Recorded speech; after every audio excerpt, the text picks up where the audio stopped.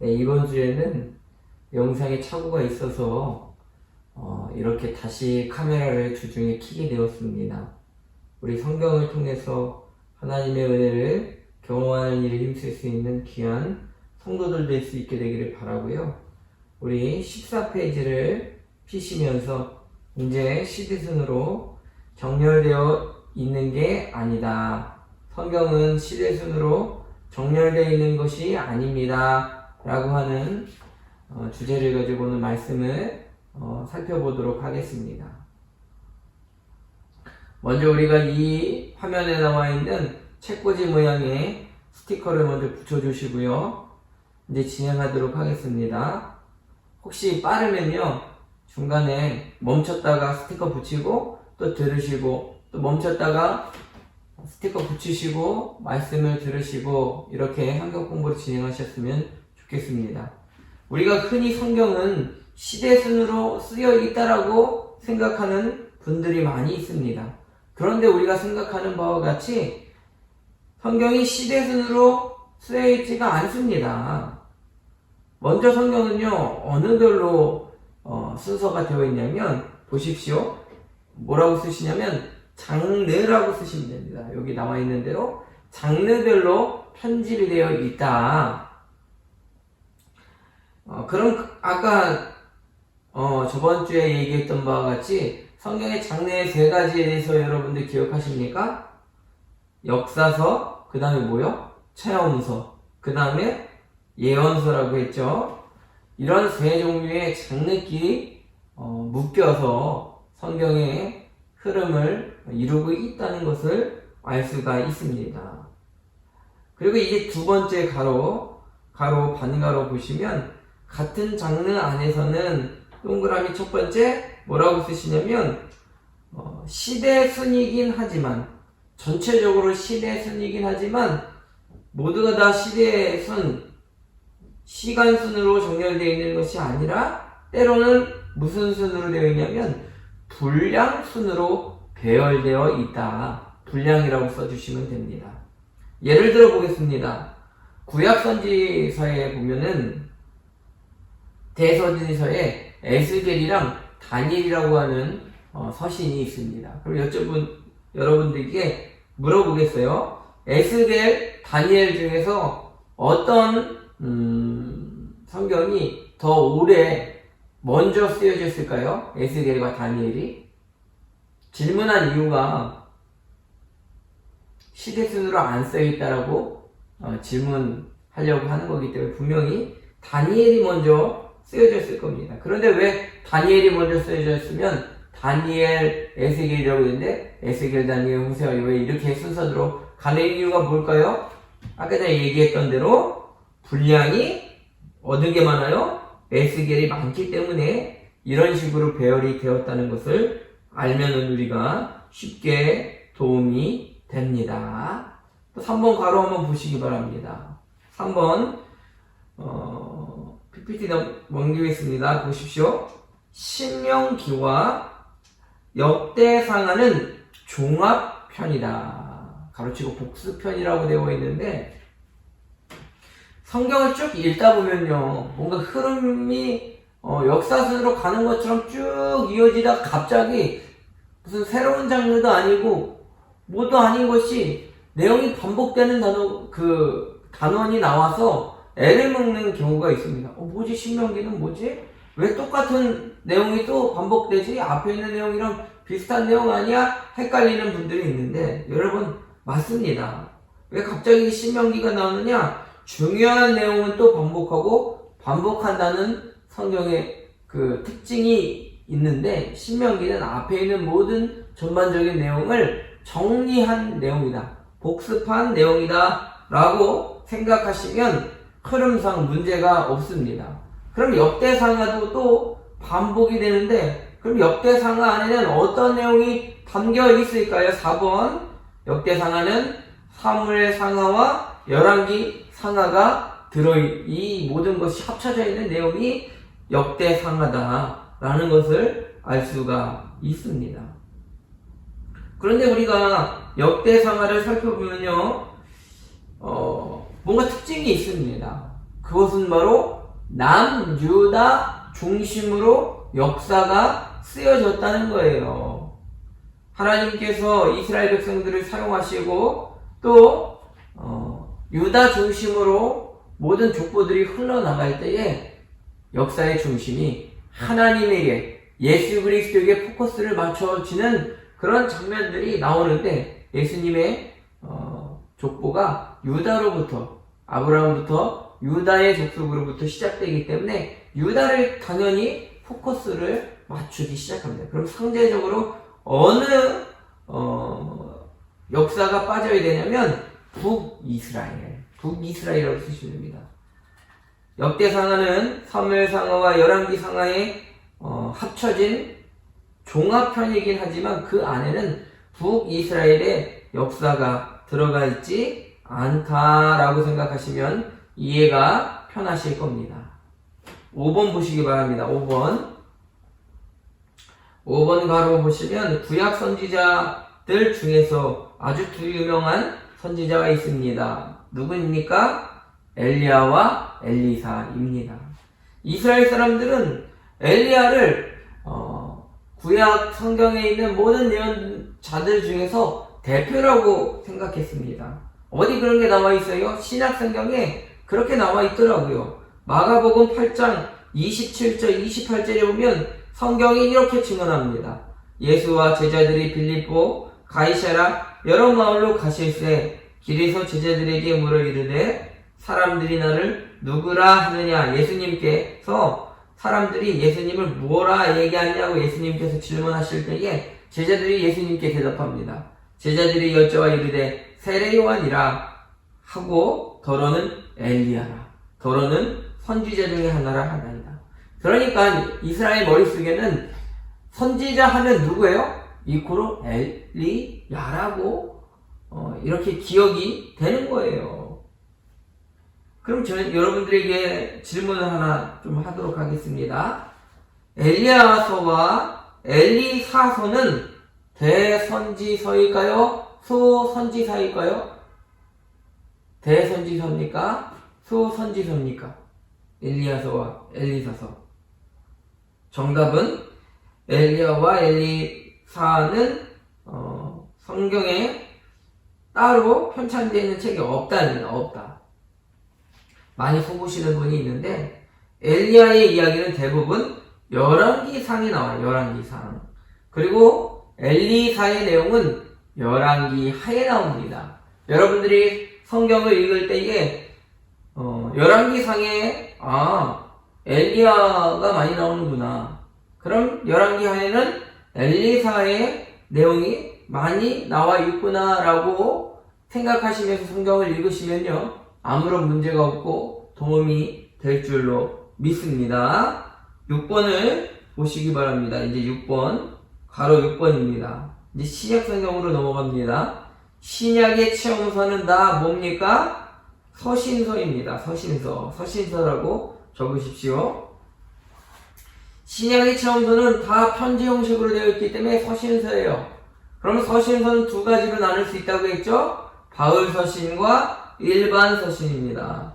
그 중에 바울 서신도 두 종류로 나눌 수가 있는데 바울 서신의 13권 중에서 9편은 교회 서신, 그러니까 공동체를 위해서 쓴 서신이고 나머지 4권은 개인, 디모데에게 편지하노니 이런 식으로 디도에게 편지하노니 이런 식으로 개인에게 편지를 하는 내용이에요. 그러니까 바울 서신에도 교회 서신 9권과 개인 서신 4권으로 이루어서 13권이다.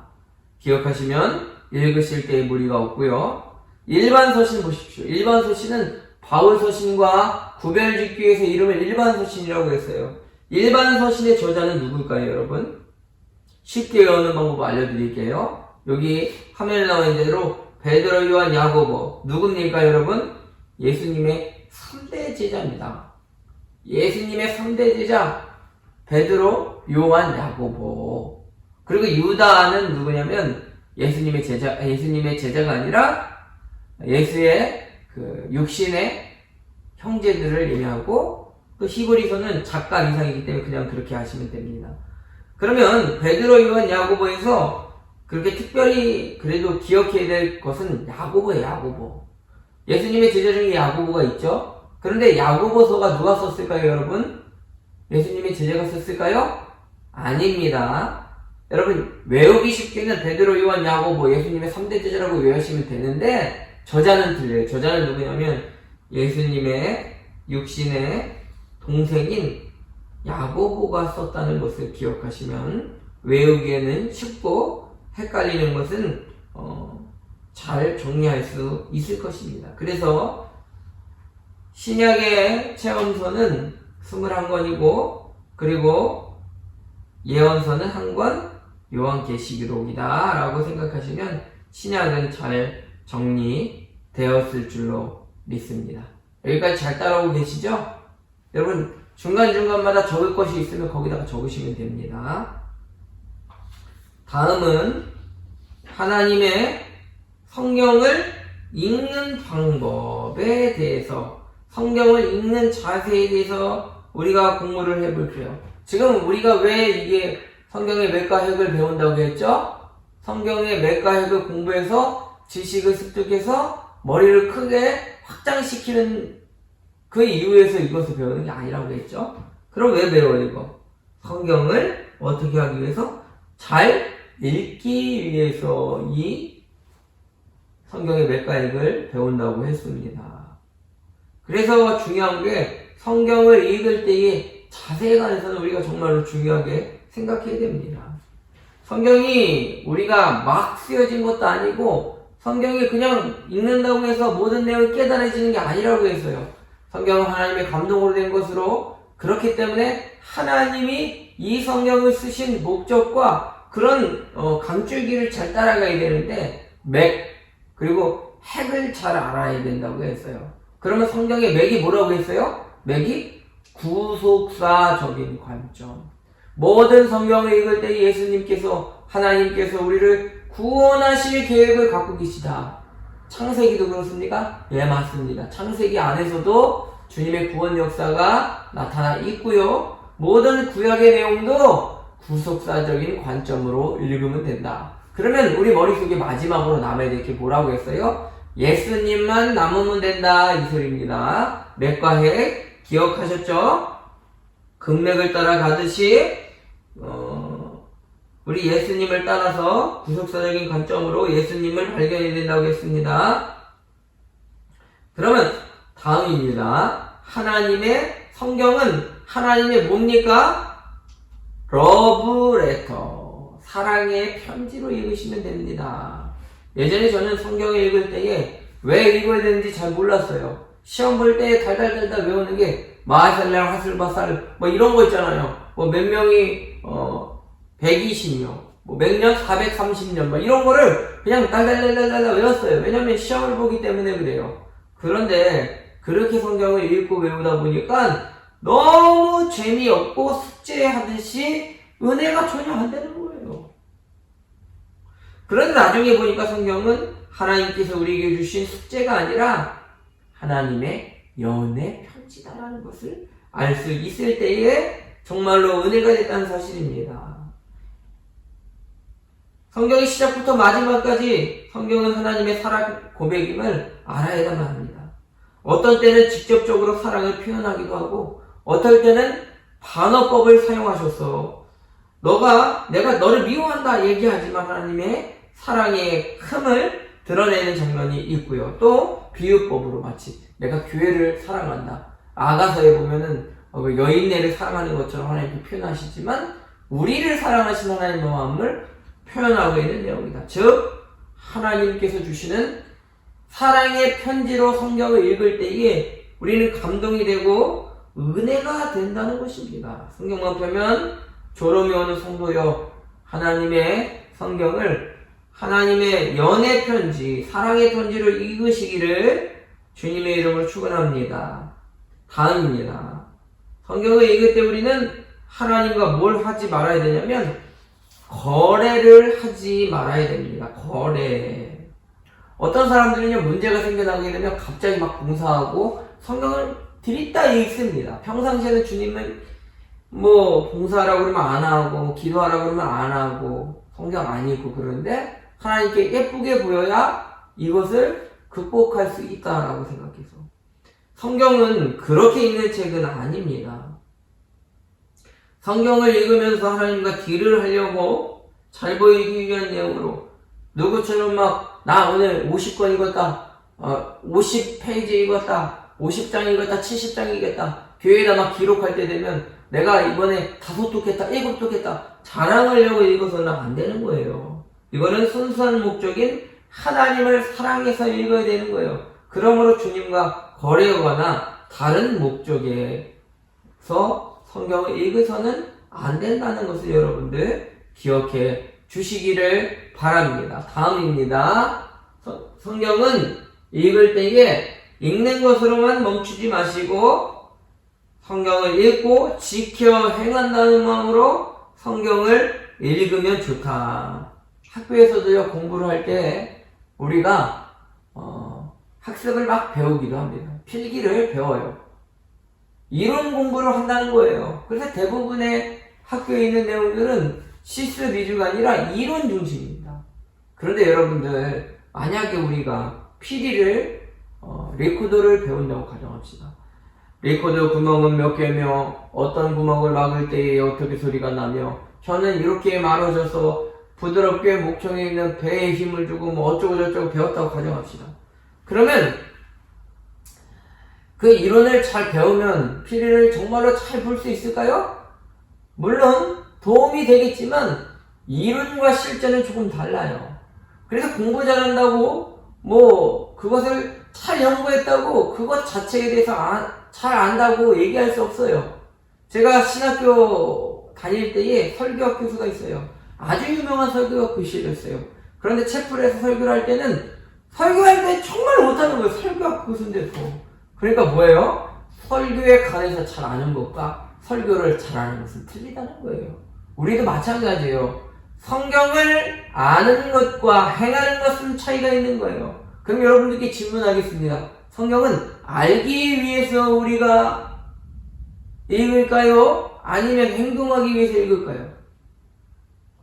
물론 알고 먼저 알아야 되죠. 그러나 더 중요한 것은 그것을 알아 지키기 위한 일인 줄로 믿습니다. 그러므로 마치 무슨 자격증 따듯이 성경을 공부하고 알고 나서 아무런 행동의 변화가 없고 감동의 변화가 없다면 그 사람은 괴물이 되는 거예요. 교회에 와서 가장 무서운 사람이 누군지 아십니까, 여러분? 신학교 공부한 장로래요. 어떤 사람이 그러더라고요, 어떤 목사님이.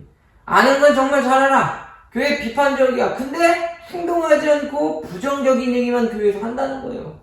여러분, 알면 뭐예요, 여러분? 진리가 내 마음속에 통용되지 않고 진리가 진리되지 못하는 것은 정말로 오히려 방해가 되기 쉽습니다. 그러므로 성경을 읽을 때에는 우리가 정말 그것을 지켜 행한다는 각오로 그렇게 읽으셔야지 우리 가운데 은혜가 되는 줄로 믿습니다. 다섯 번째예요. 다섯 번째 뭐라고 써져 있냐면 같이 한번 읽어볼게요. 시작. 내가 성경을 읽는 것이 아니라 성경이 나를 읽게 한다. 이게 무슨 소리예요? 성경이 나를 읽는다는 말, 여러분 무슨 소리인지 아십니까? 이 뜻은요, 성경이 나의 삶과 나의 행동을 판단하는 기준으로 삼으라는 거예요, 여러분. 성경이 나를 읽는다는 말은 내 행동을 제한하는 거예요. 어떤 사람은 그래요. 코에 걸면 코걸이고 귀에 걸면 귀걸이야. 그래서 다른 사람 얘기를 잘 안 들어. 그런데 자기 얘기는 꼭 관철시키려고 자기 주장만 하는 사람이 있어요. 그 사람의 문제는 뭐냐면 기준이 자기이기 때문에 그게 문제인 거예요. 아니 다른 사람도 맞을 수 있지 무슨 자기 생각이 다 맞을 수가 있어요. 그렇기 때문에 대화가 중요하고 타협이 중요하고 공동체 일치가 중요한 거예요. 이렇듯이 우리 기독교인들은 어느 중점과 어느 삶에 포커스를 맞춰야 되냐면 내가 기준이 돼서는 안 된다는 거예요. 그럼 누가 기준이 되세요? 하나님의 말씀이 우리의 삶의 기준이 되어야 된다는 거예요.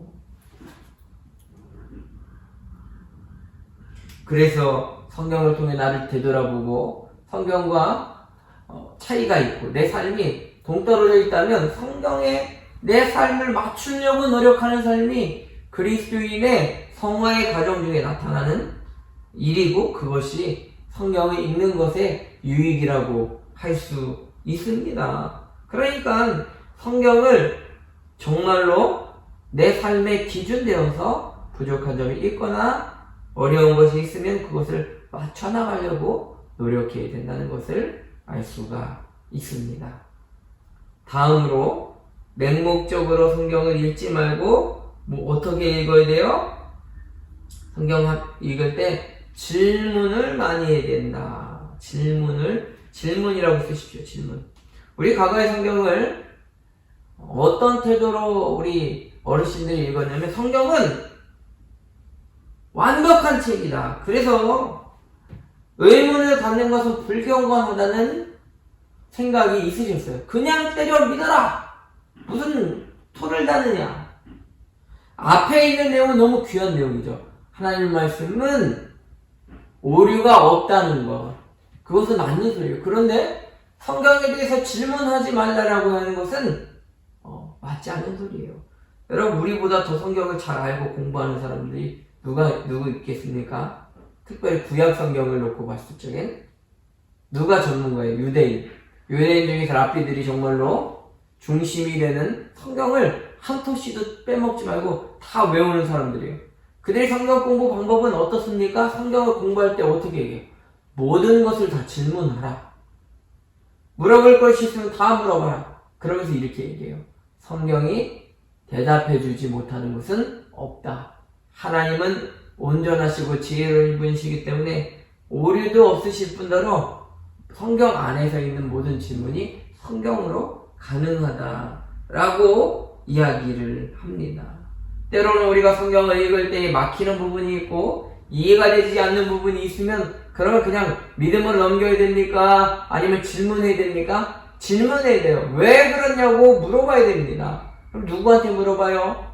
잘못 내 스스로 자의적인 생각과 자의적인 해석을 하면 이단이 될 수 있어요. 그럼 어떻게 해요? 질문을 하라는 소리입니까? 말하는 소리입니까? 질문을 하되 교회 목회자에게 하시면 유익이 된다는 거예요. 저도 지금까지 다른 교회에게 사역을 해오던 중에 지금도 연락을 하면서 목사님 이게 무슨 뜻이에요? 라고 질문하는 사람들이 간혹 있습니다. 여러분, 우리 사랑하는 성도들도 그래야 돼요. 성경을 읽을 때에 질문할 것들이 있으면 문자로 제가 사도행전 몇 점 읽었는데 이게 무슨 뜻인지 이해가 되지 않아요? 라고 질문을 하면 여러분들에게 성심성의껏 답변해 드리도록 할 테니까요. 질문이 있으시면 맹목적으로 읽지 마시고 자주 질문하시기를 바랍니다. 마지막입니다. 오늘 강의의 마지막. 다음으로 우리 성경을 읽을 때는 점괘책으로 오용하지 마시기 바랍니다. 점괘책 뭡니까?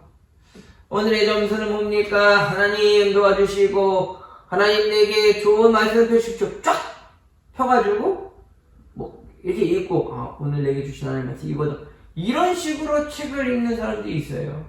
특별히 이런 식으로 읽는 사람들은 이단들이 많아요.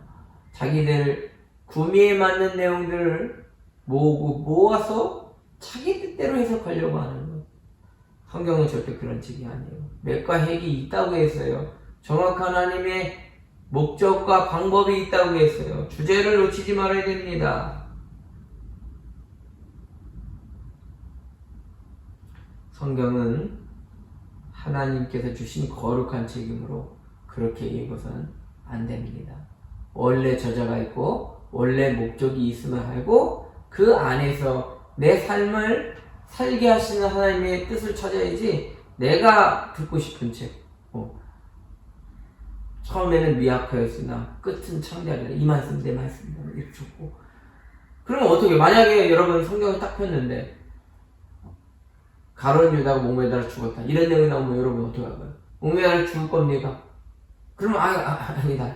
이건 뭐 잘못된 얘기다. 그리고 다시 폈는데 너희도 이와 같이 해봐라. 이런 말씀하면 어떻게 할 거예요, 여러분? 응? 성경은 그런 식으로 책을 읽는 게 아니에요. 하나님의 맥과 핵이 있다는 거예요. 어떤 중심으로 흘러가는지를 파악하시고 그렇게 읽으시면 여러분들이 도움이 된다. 마지막으로 복습하겠습니다. 성경을 읽을 때는 막 읽지 마시고 구속사적인 하나님이 우리를 구원하시는 책으로 읽으면 감동이 된다는 얘기를 했고요. 성경을 읽을 때에 하나님의 사랑의 편지로 읽으면 은혜가 된다는 사실을 기억하고요. 또 성경을 분량적으로 뭔가 딜하려고 하나님께 많이 읽었다 자랑하려고 하지 마시고 이것을 읽을 때에 정말로 귀중한 책임을 하시고 순수한 목적으로 성경을 읽어야 된다. 그리고 머릿속으로 처음에는 성경을 봤지만 가슴으로 끌어들여서 행동하려고 노력해야 돼요. 알기만 해서는 아무것도 아니라고 했어요. 성경은 지킬 때의 능력이 있는 겁니다.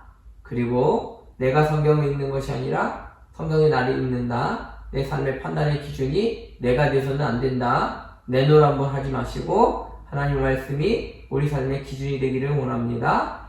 마지막으로 성경을 읽을 때는 맹목적으로 그냥 읽지 마시고 질문을 하시고 정깨책처럼 성경을 보지 않는다 하는 내용입니다. 아무쪼록 우리 귀한 성도들의 삶 가운데 이 성경의 맥가역을 통해서 성경에 대해서 더 많이 알기를 원하고 이걸 배우면서 성경을 읽고 싶은 마음에 정말로 감동이 일어났으면 좋겠습니다. 이렇다면 오늘 이 성경 공부가 온전히 진행될 줄로 믿습니다.